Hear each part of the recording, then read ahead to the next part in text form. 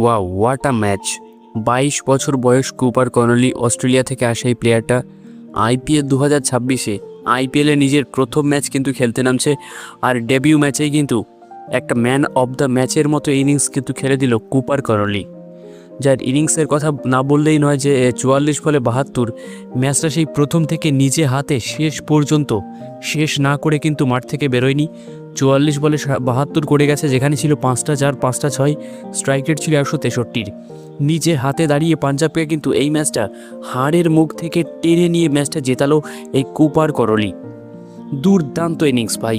গতকালকের ম্যাচটা দেখে থাকলে বুঝতে পারবে কতটা নেল বাইটিং ম্যাচ কিন্তু আমরা গত রাতে সাক্ষী ছিলাম পাঞ্জাব এবং গুজরাট টাইটান্সের মাঝখানে।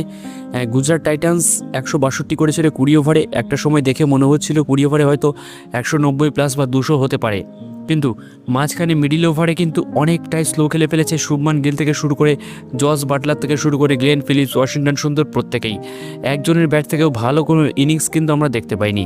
যেখানে গ্লেন ফিলিপস 17 বলে 25, বাটলার 33 বলে 38, যেটা একটা পুরো অডিআই ইনিংস, এবং শুভমান গিল 27 বলে 39।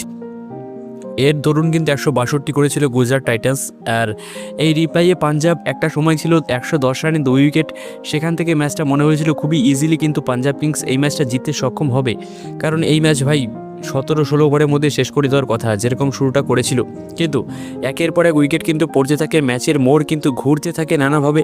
একটা সময় তো মনে হয়েছিল যে গুজরাট টাইটান্সও এই ম্যাচটা থেকে হয়তো জিতে নিতে পারে একটা হারা ম্যাচ। তবে শেষ পর্যন্ত পাঞ্জাব কিংস কিন্তু 19 ওভারে 1 বলে 165 রান করে 7 উইকেটে, এবং 3 উইকেটে কিন্তু ম্যাচটা জিতে নেয়।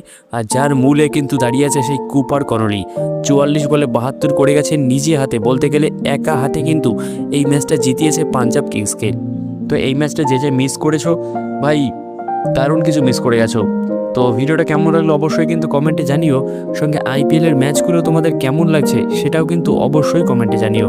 আজ রাতে কিন্তু একটা ভালো ইন্টারেস্টিং ম্যাচ আছে, দিল্লি ক্যাপিটালস বনাম হচ্ছে লখনৌ সুপার জায়ান্টস। তো একদিকে ঋষভ পান্ত, একদিকে KL রাহুল। তো সেই ম্যাচ নিয়েও কিন্তু ভিডিও আসবে, তার জন্য চ্যানেলটাকে সাবস্ক্রাইব করে অবশ্যই কিন্তু সঙ্গে থেকো।